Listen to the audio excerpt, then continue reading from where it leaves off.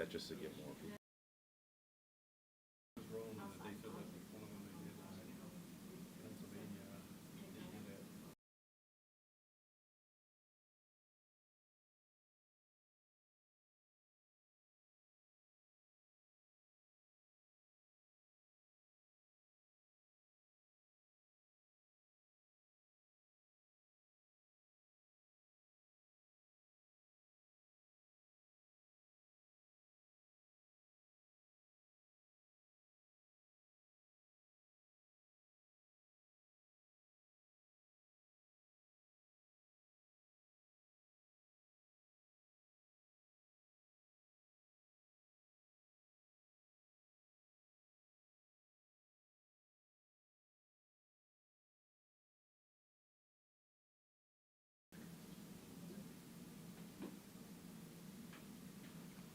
All right, I think we can go ahead. Kick things off? All right. Hi, everybody. Thank you for joining us today. It's a pleasure and honor to be here to talk about this important topic. This is part one of two parts, actually, because of the depth of the content that we're working on. Gain of function research led to a lot of the tragedy that we've experienced here as American citizens. And so we've broken it up into talking about just one bill today, which is a ban on gain of function research. Other states have taken the initiative and they've talked about this issue, but we're going the full breadth of banning gain of function here in the state of Michigan in this Frankenstein type science. One of the reasons I need to share a brief personal story as to what got me into this, I experienced some very, very adverse reactions after I took the second Moderna shot and followed up with a heart attack afterward. And so that got me asking questions. I came across a Project Veritas video, actually, of an individual who was speaking about the Frankenstein science that was going on at Pfizer. And I had some good contacts here in Lansing with the individuals who work for government affairs at Pfizer, and they told me they'd get me any answer that they'd like to give, or that I would ask. And so my question was, does Jordan Walker, did he actually work for you guys in this capacity of gain of function research as an executive director? And they blocked my phone. And that was my sole question that I asked. I have emails still going out with one of the individuals that told me they would get all the answers, and still have not gotten a response on this. But after that, especially with my personal experience, I know Representative Roth, Representative Borton, who's on this package as well, they had heart attacks after getting the vaccine too. But we need to figure out where the source is. Where did this begin? And it began with gain of function research, especially in light of the lab leak that happened in Wuhan. Very, very blessed to have an expert in the field here, Dr. Andrew Huff as well, former Vice President of EcoHealth Alliance, infantryman, epidemiologist. All the above, I'll let you explain some of your background there, sir. I'll yield the mic to you because this bill was specifically written by Dr. Huff and a lot of the folks that were in contact, experts that want to stop this gain of function research that has caused the tragedy that we have just been living through the last couple of years. Dr. Huff. Thank you. Thank you, everyone, for being here. So I'm Dr. Andrew Huff. I know most of you don't know who I am. A little bit about my personal work history. So I started off as an infantryman in the U.S. Army. I did a combat tour in Iraq and an operational support tour for Operation Enduring Freedom in Central America. I thought I was going to be a career-long officer, and I went down a different path and became a scientist. I have degrees in psychology, security technology, and emerging infectious disease epidemiology, where I specialized in bioterrorism, pandemic prevention, doom and gloom of disaster medicine and health. I was a fellow, a research scientist at a Department of Homeland Security Center of Excellence while I was a PhD student, and I was hired into Sandia National Laboratories, which is a national security focused laboratory which primarily works on nuclear weapons, but I specialized in pandemic prevention, bioterror, biowarfare. Well, after working at Sandia for a couple of years, I decided to take a position at EcoHealth Alliance. EcoHealth Alliance is the organization which funded the Wuhan Institute of Virology. I was hired as a senior scientist, where I was primarily developing advanced biosurveillance tools for the Department of Defense. So that's how you detect emerging infectious diseases as fast as possible, using technologies like machine learning and artificial intelligence. I also worked on a program called Predict, which went around the world sampling bats and other species for zoonotic pathogens. due to my success, I was promoted to an executive as a vice president, and where I was brought on to all the different projects and operations at the company. After working at EcoHealth Alliance, I went on to be a professor at Michigan State University, where I was an epidemiologist, and then executive at Jewel Labs, and then I went full independent in 2019, and have been working as a consultant and expert in the field. So that's enough about myself. So the important thing here is there's a history behind gain-of-function research. So after 9/11, the U.S. government was asking the question, what should we do about this pandemic and bioterror threat? So through the Homeland Security Act, the Patriot Act, and a series of Homeland Security presidential directives, there was a number of policies created to address biological weapons and chemical weapons and to prevent them from proliferating in the United States. This led to the Health and Human Services and CDC creating something called the Select Agent List. The Select Agent List is a list of nasty pathogens, the worst bacteria, viruses, and other pathogens that could be used as a bioweapon in an intentional attack or event. SARS coronavirus was on that list. Going on in 2004, the National Academy of Sciences recommended that they create a National Science Advisory Board for Biodefense, which led to the Health and Human Services and NIH creating a system for evaluating an enhanced pandemic pathogens framework for evaluating gain of function. So what is gain of function? Gain of function is any time that we enhance the pathogenicity, the virulence, the transmissibility, the infectivity, or environmental persistence of the agent. And the only reason why you do that is to create a weapon. There is no medical reason, scientific reason to do it.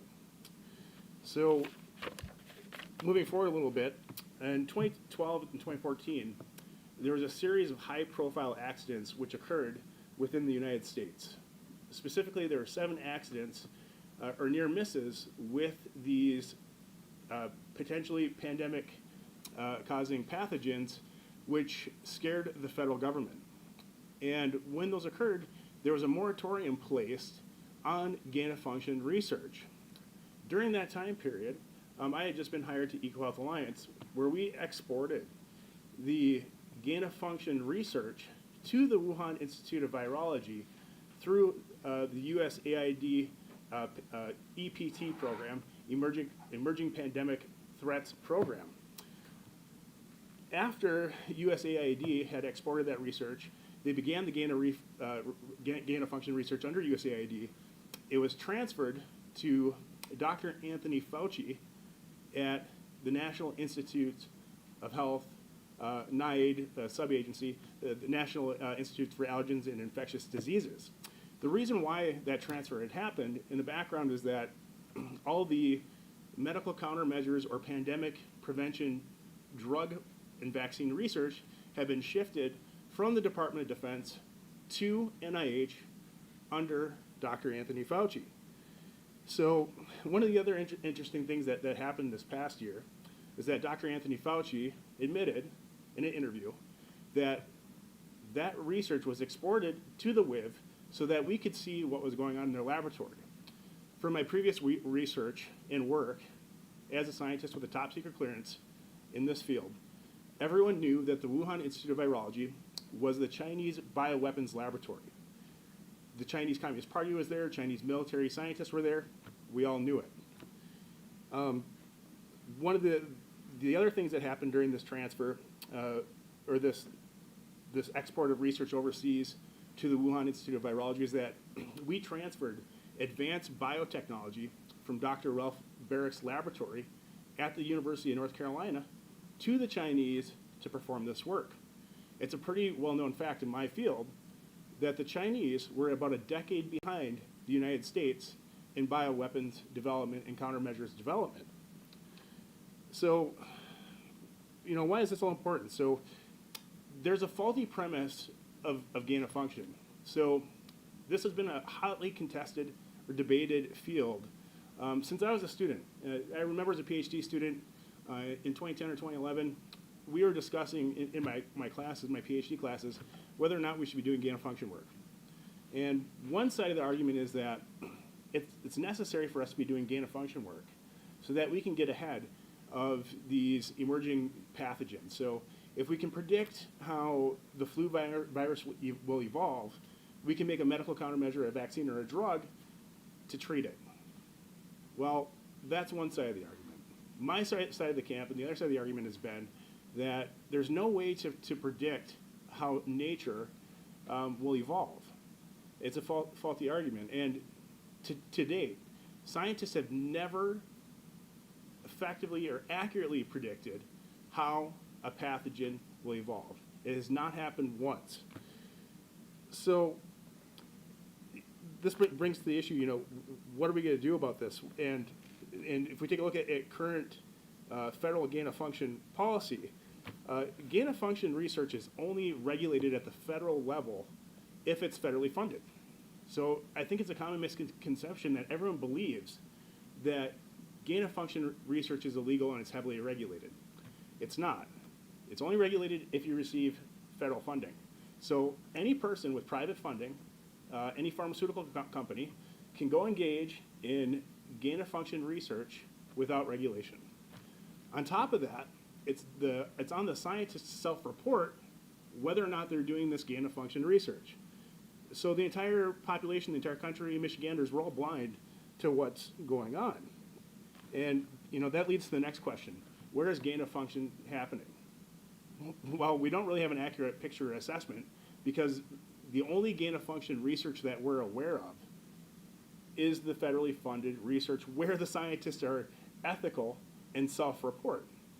And there have been a number of near misses and accidents. Just recently in Wisconsin in 2019 at the University of Madison, one of the most dangerous gain-of-function laboratories in the world, there was a serious near miss. And this is why just recently this past month, representatives in the state of Wisconsin introduced a gain-of-function ban bill, which is similar to ours. There's another one that was just passed in the state of Florida. I think ours is the best because not all gain-of-function research is bad. Actually, a lot of it is necessary. So examples of good gain-of-function research is that gain-of-function using recombinant DNA is used to mass produce and scale insulin production. We also use recombinant DNA to make pest-resistant crops. Our bill does not touch or address those good types of gain-of-function.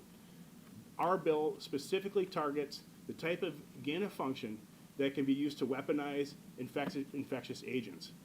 And the field is getting so interesting now. The science is really outpacing the policy. One of the biggest concerns going forward is that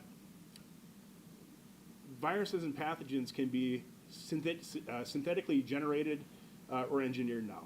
So we no longer need to go capture or collect an agent in the field and then modify it. These things can simply be created in the laboratory, and it's quite frightening. Thank you. Now we'll transition to any questions that you guys might have for us. Yeah. So, do we know of any gain-of-function research being conducted in Michigan right now? That's a great question. So there are two different places where it's likely occurring: Michigan State University and also at the University of Michigan. It could be also being conducted at Pfizer. If you recall the Project Veritas video where they had the undercover person speaking with the person, Jordan Walker, on a proposed date, he said that they were doing directed evolution, and directed evolution is just another term for gain of function. And just so we're clear here, I can tell you that gain of function broadly defined is happening everywhere. It's not all bad. The dangerous type of gain of function research that we're concerned about could be happening at 3 or 4 institutions in the state of Michigan, but once again, there's not a policy or regulatory framework in place for us to know. So Wisconsin proposed similar legislation, or have they voted on it yet? That you're aware of? I don't believe they voted on it yet. I think it occurred just about 30 days ago. And Florida did pass some things. Correct. Yes. What's the plan to push this package, working with a Democratic majority, and what's the partnership there? It's a great question because I think that this is a very bipartisan issue, especially when you go down to the fact that you follow gain of function. It leads to vaccine, mRNA platform was built to address the pandemic, and there was a percentage, small percentage of injuries due to this. And this is also where the depth of it in gain of function.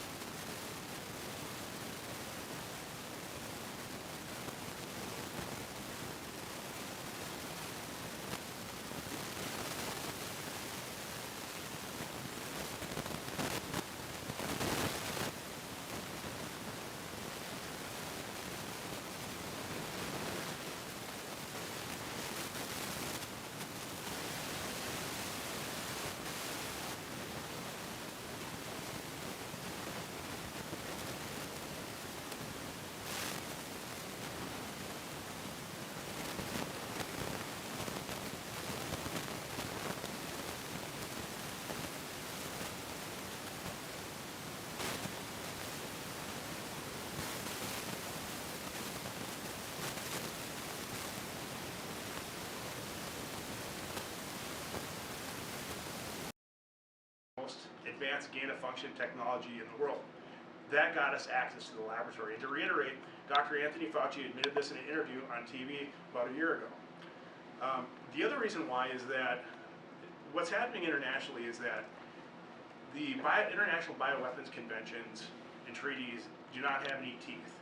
They're unenforceable, meaning the United States can't regulate what Russia's up to, the Chinese can't regulate or inspect what the Americans are up to. So there's an arms race taking place.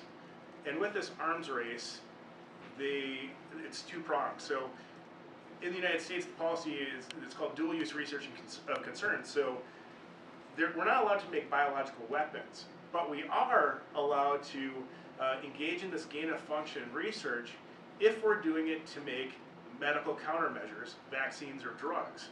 So the United States can enhance the transmissibility, the pathogenicity, the virulence. They can make these things more lethal only if we're doing it to make a drug. So that's the loophole. We're engaging in this enhanced pathogen research because we're just making drugs to prepare for the next bioweapons attack or pandemic. And because of these high-profile accidents that had happened in 2013 to 2014 in the United States, and there was a moratorium placed, we already had the relationship set up with the Chinese. I think it was sort of killing two birds with one stone approach. I didn't work in the White House. I wasn't privy to anything going on. That's my assessment from being an expert and working at Equal Health Alliance at the time where this transaction took place. All right. Well, that should close it up. Thank you guys for coming. And we'll be following up with this and the progress of it all. So appreciate you guys taking the time to come. Thank you.